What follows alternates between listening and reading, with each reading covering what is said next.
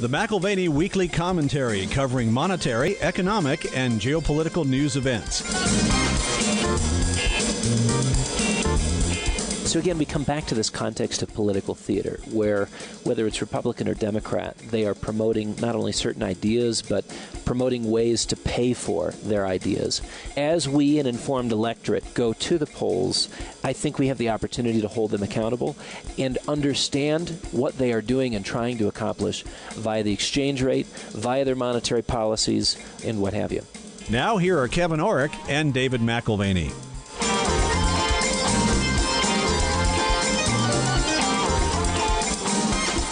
Welcome to the McAlvany Weekly Commentary. I'm Kevin Orrick along with David McAlvany. David, my wife and I were watching Good Morning America today before I came in, and Trump was on and he was saying, oh, no, my rallies are not violent. They're love fests. They're absolute love fests. And, I'm not going to try to be political or pick candidates here, but I don't know. I had a hard time thinking that any of these rallies are love fests. Love is hate, war is peace. And my son, he's been recently asking about these sort of political assaults and the verbal indecencies that are too common to a campaign trail. And he's wondering, and I think it's pretty decent of him, why anyone would vote for someone so rude and obnoxious. And he's not just thinking of Trump. He's thinking of a number of the kind of comments and barbs that get thrown hither and yon. And I think he's reacting to the contrast of what we expect at home, which is a basic level of decency and respect and communication. Right. Now, your son is how old at this point? 9 years old, almost 10. And when you disagree on an issue in our household, you can do that, and you let the issue stand on its own. Relationship is a totally different matter. The issue is the issue, and it's on the table. Right. We don't bring personalities into the mix. You don't go name-calling. No, exactly. When you disagree on an issue, you state your case. The verbal assaults, the ad hominem attacks, that is, the attack against the character of a person that disagrees with you, it's cheap. And to some people, even my son, it reveals some combination of weakness of mind, a maliciousness of spirit, or even an assumption of personal infallibility. Well, Dave, last night, The Bachelor picked his new bride, and they say a lot of America was watching to see The Bachelor pick his bride. And then you have Survivor as another reality program. You've got The Bachelor, Survivor, you've got Dancing with the Stars, you've got Trump's show, before he decided to run for office. We have this reality TV mindset where you have to continually create conflict. I'll give you an example. The original Survivor program, if you ever study survival situations, you never pit everyone on the island against each other because everyone ultimately would die. Teamwork is what's necessary. And what we're seeing right now, we're seeing a debate, definitely a Republican debate, but we're seeing debates every few days on TV because they're just bringing such great ratings. Well, this last year, we had Oliver Sacks, the neuroscientist and author, who died. And it was in one of his case studies on aphasiacs that he shows how this group of institutionalized patients that are generally catatonic can't help but instinctively laugh at the lies and the half-truths that are on display in the political theater that we call an election. And it was funny because their team of doctors who was caring for them would notice this periodic, just uncontrollable laughter, and then it would go quiet for months and even years. And then again, just this uncontrollable laughter. And it tied to the political cycle. And it turns out that aphasiacs have an instinct for lies, and they think it's absolutely ridiculous.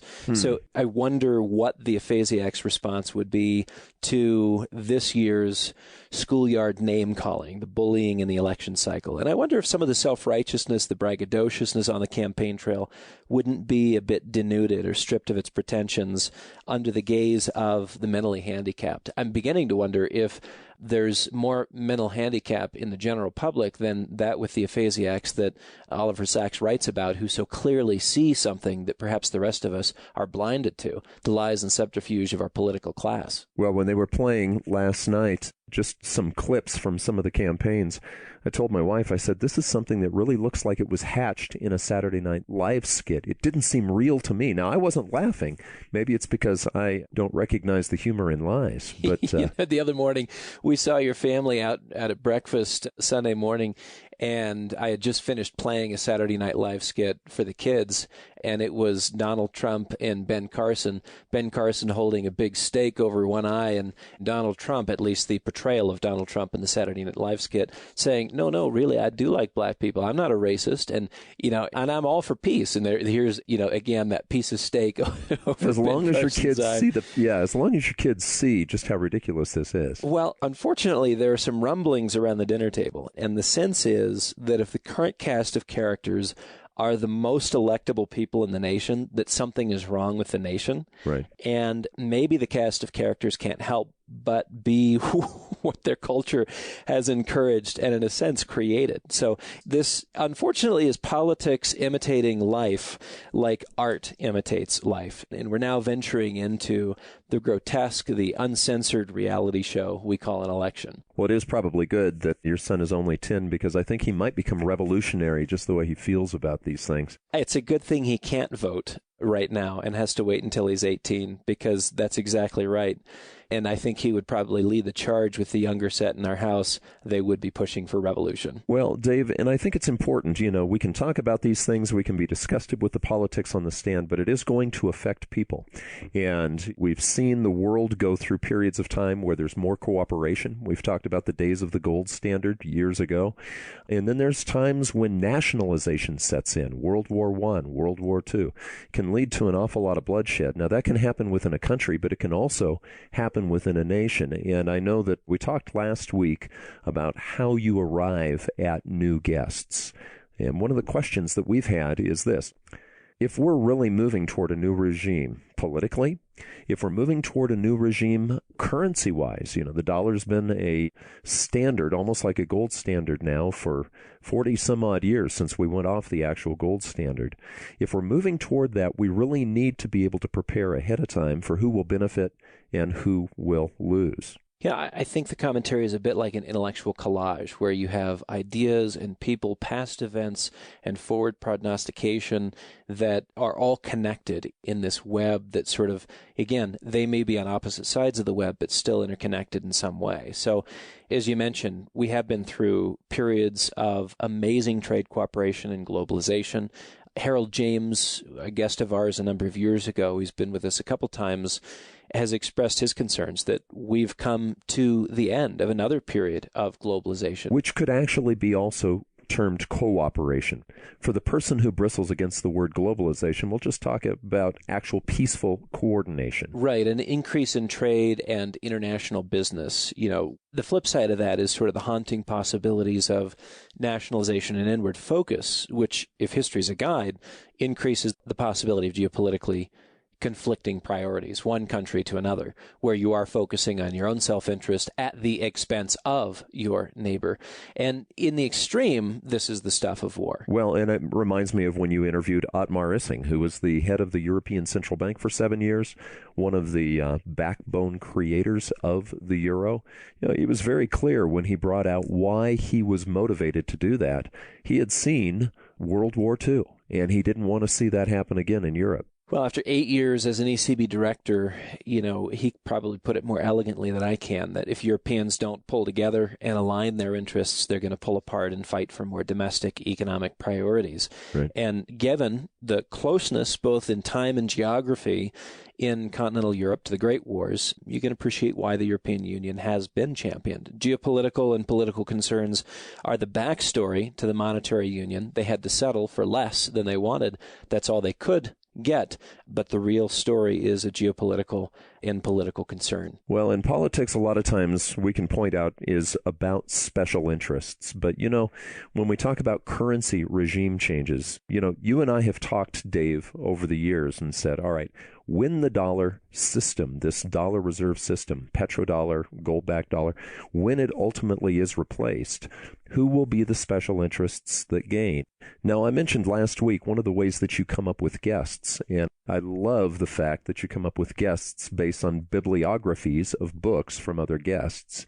And Jeffrey Frieden is a person who can answer the question about what does a regime change look like, what does a currency regime change look like, and how does it affect special interests? Yeah, Harold James and Otmar Issing set the stage for a broad discussion of the broad brushstrokes of political and economic history. Ottmarsing, certainly as a director at the ECB, narrows the focus to monetary policy and the designs to create economic growth via a centralized monetary policy system.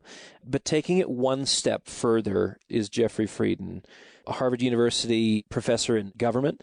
And this next week, we'll discuss with him his perspectives on currency politics. And I came to know Jeffrey's ideas back in 2009 as I leafed through the bibliography of Michael Pettis's book, The Volatility Machine. Right.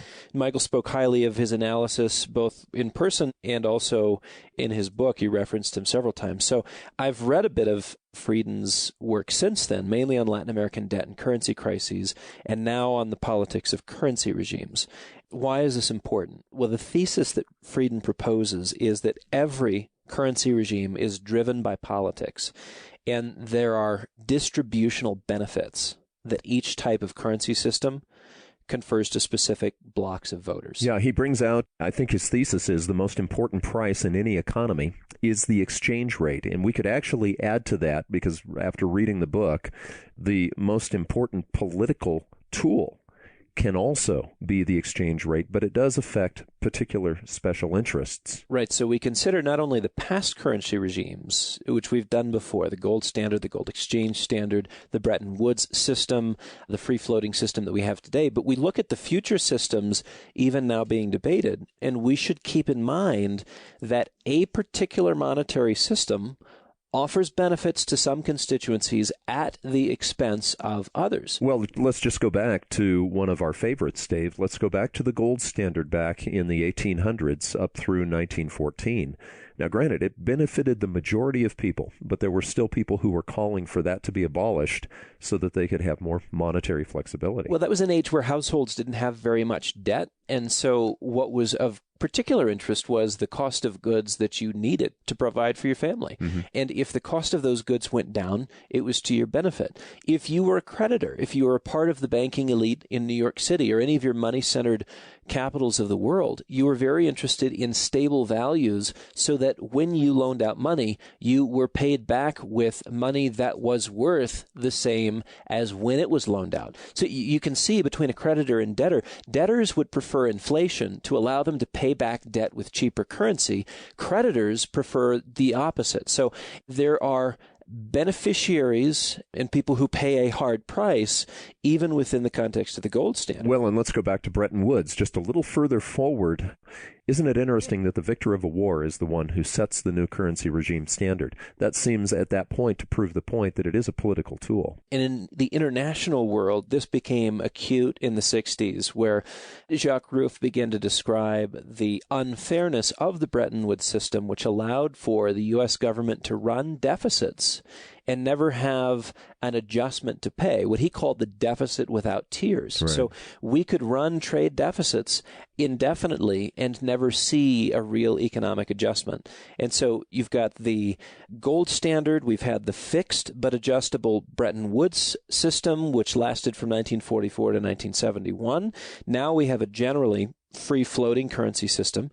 And there's rumblings in academia and in policy circles that a new international regime is needed to balance and to coordinate international economic interests. Well, and one of the guests that we've had on this program, Barry Eichengreen, he's calling very loudly for a new currency regime that would dethrone the dollar. Well, right, and I can't say that I agree with him on that or with very many things. He probably is the voice which has biased more in academics against gold than any other voice. And what's fascinating to me is even reading through Frieden's book, his indictment of the gold standard is really a parroting of Eichengreen's book, Golden Fetters, in which I think Eichengreen unfairly confuses the difference between the classical gold standard and a bastardized version of that, the gold exchange standard, which was substituted in 1922 following the Conference of Genoa. which actually allowed them to print paper money and call it gold. So it wasn't really the true gold standard at that point. Well, right. So paper could stand as the reserve asset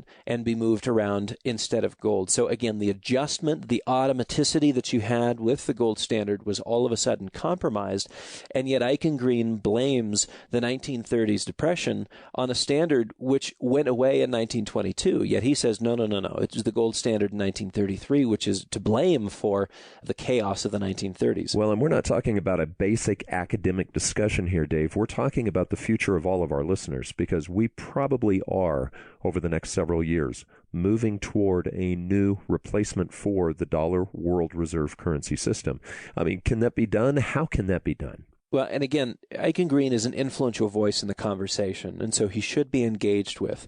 And like we said earlier, he can be engaged with respectfully. I've had guests on the program that I don't agree with, but have certainly expanded my mind, in some instances changed my mind, but certainly we can explore ideas and spar about them to bring clarity to the issues. And will we have a new international monetary system within a few years? Can that be done? How has it been done in the past? Who would be, in our context, the winners and the losers?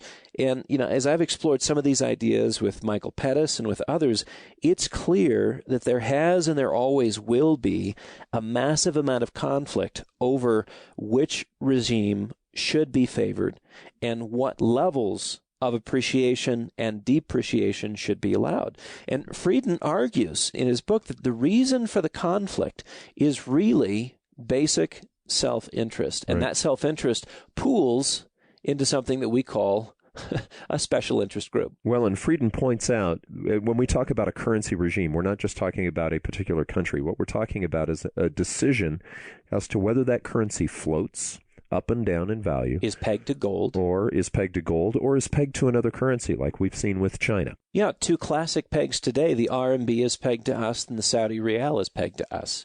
And it means that any fluctuation we see in the dollar automatically changes the value of the Rial or the Renminbi and gives them, vis-a-vis or relative to other trade competitors, an advantage in their trade with us. So let's look at a Chinese manufacturer, because if we look from China's perspective, manufacturing has really run the economy now for the last 40 years. And so they've had the most political gain and economic gain by having a currency that they can continually devalue with the dollar.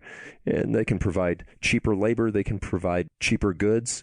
But we've talked to Pettis, we've talked to Roach, we've talked to Min Shinpei, where there's a shift in China at this point, maybe to more stable monetary policy, maybe not a peg to a devaluing currency, so that the consumer can now benefit. And Stephen Roach, I think, not only in his tenure with Morgan Stanley, but now as professor of economics at Yale, does a good job in saying, look, they're making great progress. They don't have to advertise quite the way we do. Keep in mind their political system is different than ours, and they don't need a cent to move forward. They will make their plans and let the chips fall where they may. And they are moving towards empowering households and household spending, which again would imply a stronger currency compared to the last 30 or 40 years of a weaker currency. And the exchange policy suggests where the government wants the culture and the economy to go, and thereby where they want the country to go in its international standing. So it really boils down to what you do for a living or what your socioeconomic position is as to what you're going to vote for as far as currency regime. That's right. There's costs and benefits to every currency system.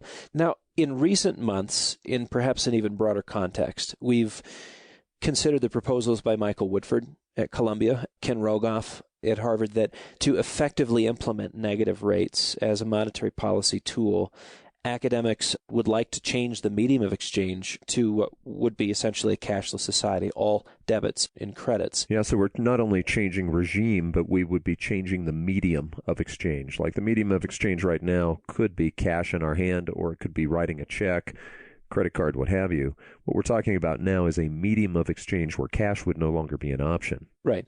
So what we have with currency policies and exchange rates is that they are always highly politicized because there are economic benefits that they create for particular special interest groups. In this case, there is the added bonus of monetary policy effectiveness. At least the belief is that there is monetary policy effectiveness if you change the way we handle money.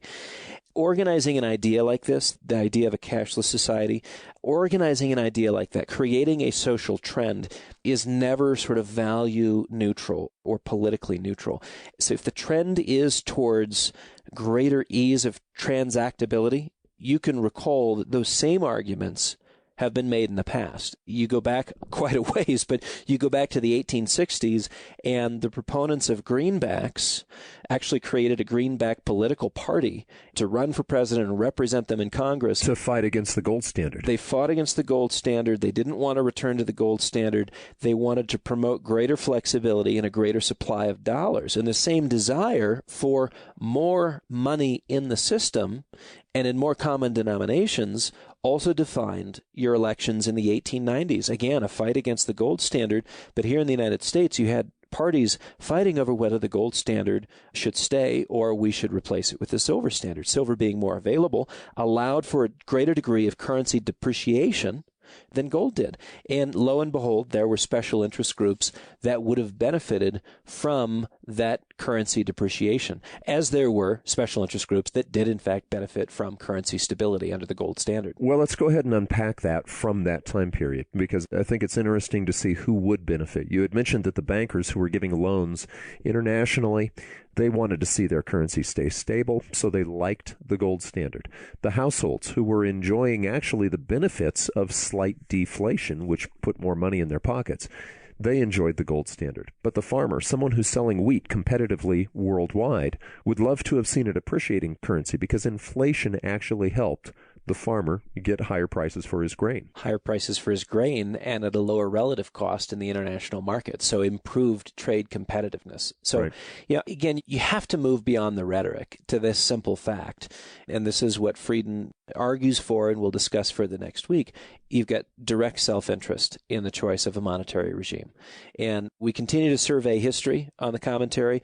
And as we survey the current landscape, looking at what is money, that discussion is alive today. That discussion was alive and was a very blustery and boisterous discussion in the 1890s and the 1860s. It's been contentious because the self-interest expresses itself with particular candidates when you come into the political cycle. This political cycle is no different. I'm thinking of an analogy, Dave. When you go into an arcade, like a Dave & Buster's, what have you, and you play some of the games, they punch out little tickets that can be redeemed for prizes. Well, in a way, that's a little bit like controlling the currency regime. You know that Dave & Buster's is not losing money every time you walk away with a teddy bear, because you're using their money. And it takes a whole lot more of their tickets to buy that than you probably could go buy with the dollars that you spent playing the game. Now, apply that to the entire world. China's been looking at America here for decades, punching out their little prize tickets called the U.S. dollar. And they have to buy their oil in these little prize tickets. They have to buy everything in these prize tickets. And at this point, they're saying, you know what? I don't think I want to do that. I think I'll go ahead and buy that teddy bear. I'll go buy that oil. I'll go do what I need to do with my own currency. That seems to be one of the key aspects of the new regime change, and we'll have to see whether that's a depreciating currency or a stable currency and how they're going to validate it. Yeah, so whether it's the Chinese response to our monetary posturing, our expectation that they either raise or lower their currency. I mean, look, I know that it's not the first question that comes to mind when people get out of bed in the morning. What is money? What is the nature of our monetary regime? And I'm sure that there's fewer people today who are connecting the dots between economic and political self-interest tied to the prevailing monetary system. But votes matter in a democracy. Right. And people react according to self-interest, even if they don't understand the nature of causation between exchange rate policies and economic effects. And I think what people do, and this is just your average bloke, he can feel which circumstances are favorable, are harmful to him. Even though he may not know why the pain or the gain is coming. Right. But it can become a political issue or a political problem when the effects of those monetary systems are felt by the common man. We gave one example earlier of the farmer, but I think just to reiterate, if you've got a farmer who's growing soybeans and corn in Iowa, he sells the product and receives a price for it. The price of that product is directly impacted by the value of the currency it's priced in. And if the currency is weak or deliberately devalued, you get more currency units for that product. And it is thus priced more competitively relative to other global producers. So if the currency strengthens, on the other hand, you get less currency units for the product, and it's as if the prices went up, eliminating competitiveness. Does it matter? Well, I mean, listen to the political rancor. We want to make America great. What do we want to do to make America great? Do we want to bring jobs back to the United States? Sure. Do we want to bring manufacturing jobs back to the United States? Okay, let's say we do. Let's say we bring back 1.5 million, 2 million jobs, manufacturing jobs to the United States. Do you realize that since about 2008, we have about 1.5 million new jobs in the restaurant business, specifically waiting tables? Right. It's service. It's not manufacturing. Yeah. And we've lost that amount. So we have gained 1.5 million and we've lost 1.5 million. We want to bring back 1.5 million in terms of jobs that are specific to the manufacturing industry. You have to have a depreciating currency. It is more favorable to have a depreciating currency so that your products are priced more cheaply in the open market. Right. So when someone says, I want to bring jobs back to the United States, one of the things that they're implicitly committing to is a depreciated currency. What is the effect for the saver or the person living on a fixed income? It means that your dollar buys less. So while it's good for the general economy, it may be bad for you. You as a particular, let's say you're a member of the AARP and you're already struggling to make ends meet. Bringing back jobs to the United States and supporting the manufacturing base here in the United States, guess what? It implies a weak dollar allowing for us to compete in the international markets more effectively. Because I can tell you right now, $50 per hour doesn't compete in the international markets. It doesn't. Right. With all the benefits and everything that get put into and packed into the U.S. workers' pay, we are not competitive. But one of the things that can balance that out is the exchange rate. So let's just clarify. If the currency depreciates, the manufacturer who produces something here in America that sells overseas, that helps him. But if the currency depreciates, the household really feels it. Right. So at odds with the farm community, at odds with the tradable goods sector, you who are selling products not just in the U.S., but in the international markets, the household pays the price. So when you experience a currency depreciation, the value of the currency goes down. The household feels it via an increase in the cost of goods. The result is that a household can't buy as much as they could otherwise on a static income. This is your inflation squeeze.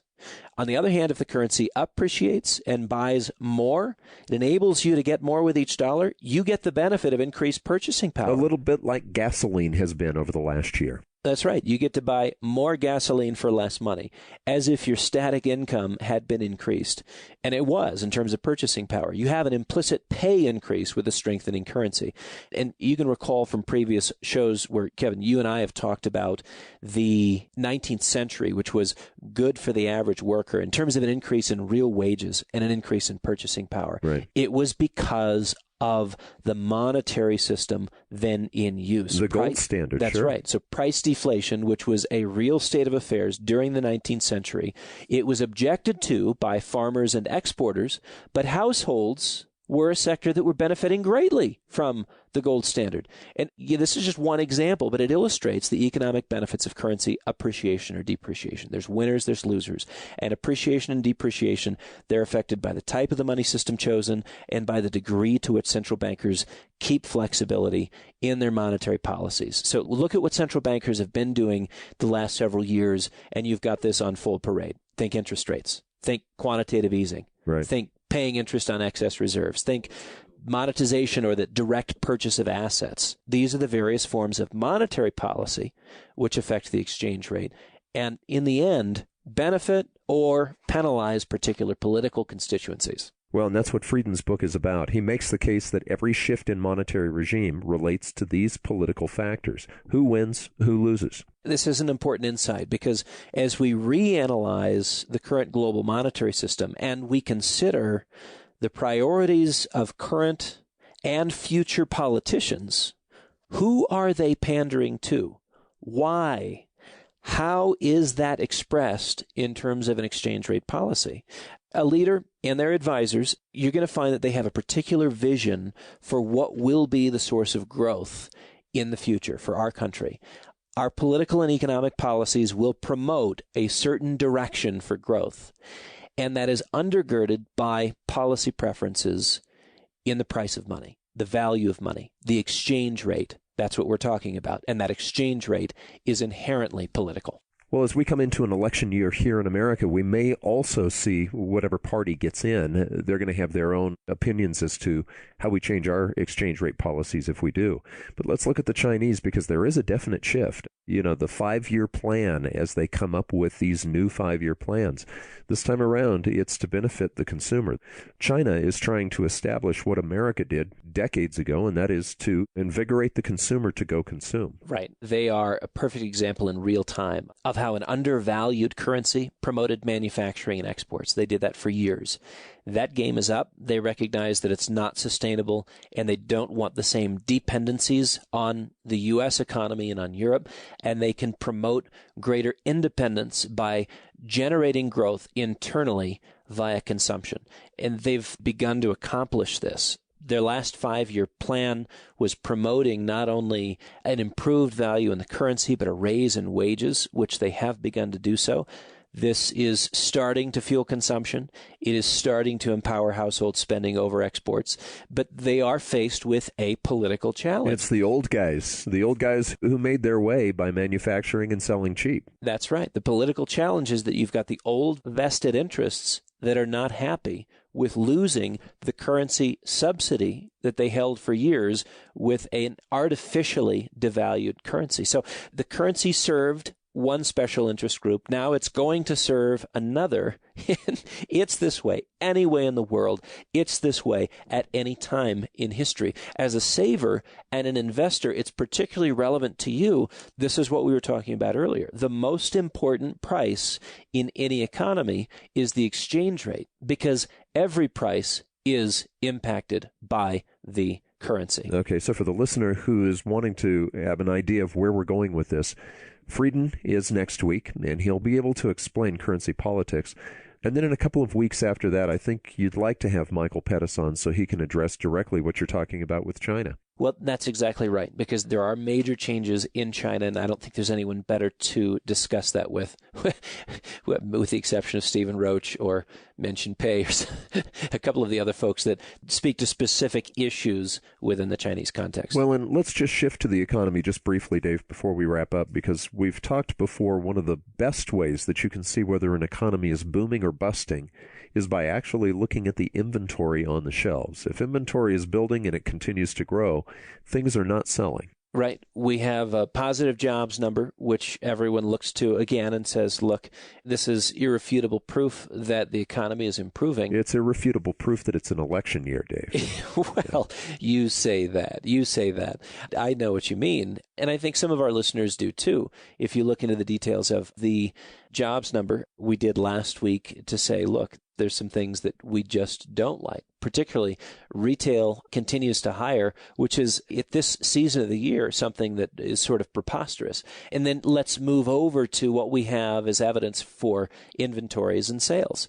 We have the second month in a row where wholesale inventories are on the rise, even as sales are falling further. And they're now at levels that you would expect to see in the context of a recession. Right. So that ratio of inventories to sales is sending a very clear signal. And it is inconsistent with the jobs numbers.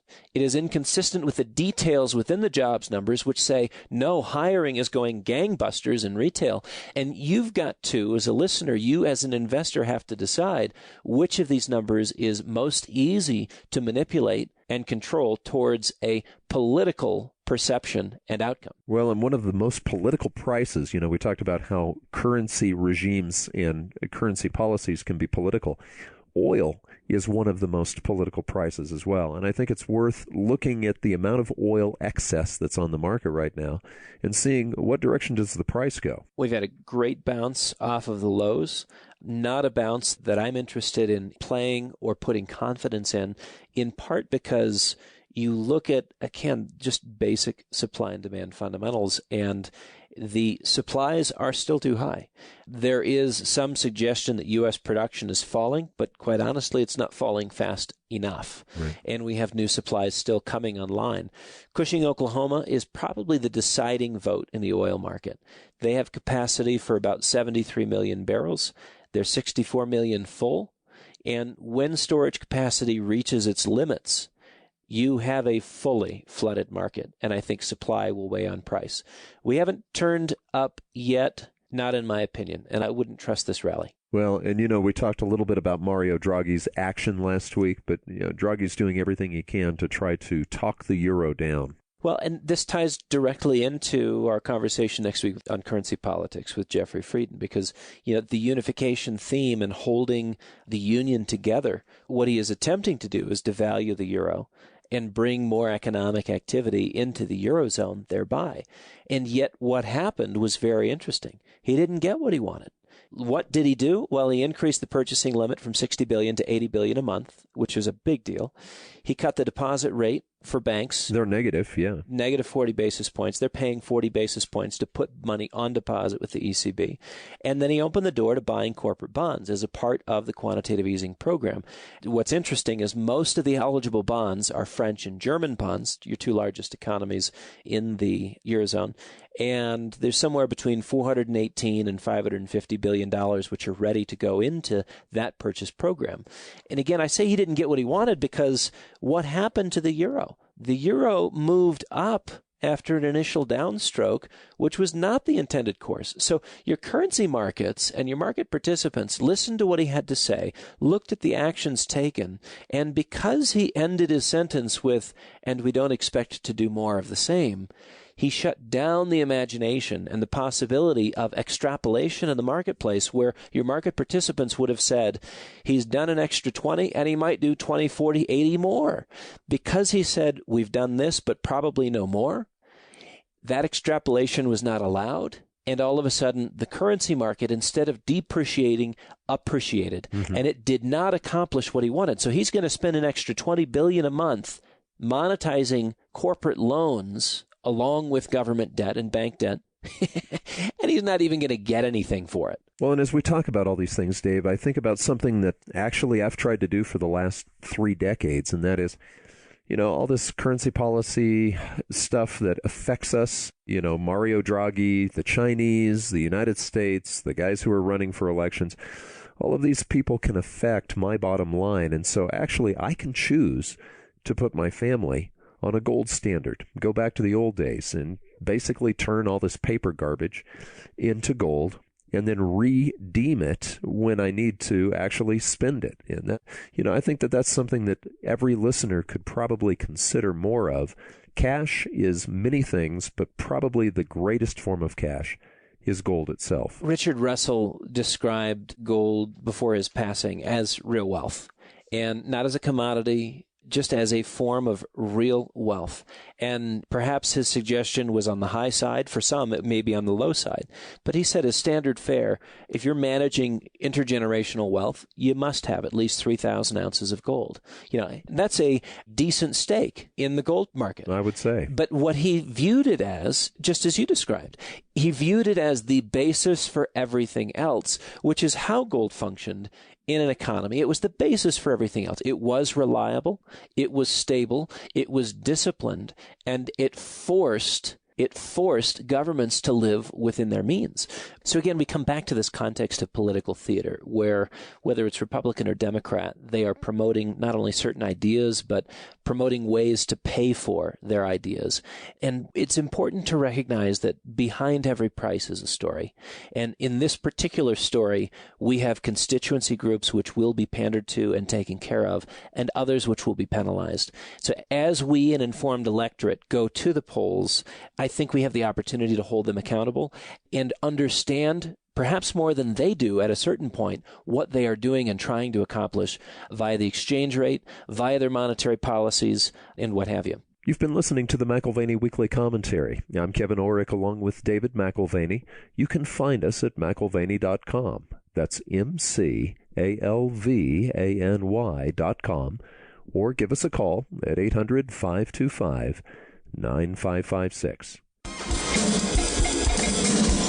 This has been the McAlvany Weekly Commentary. The views expressed should not be considered to be a solicitation or a recommendation for your investment portfolio. You should consult a professional financial advisor to assess your suitability for risk and investment. Join us again next week for a new edition of the McAlvany Weekly Commentary.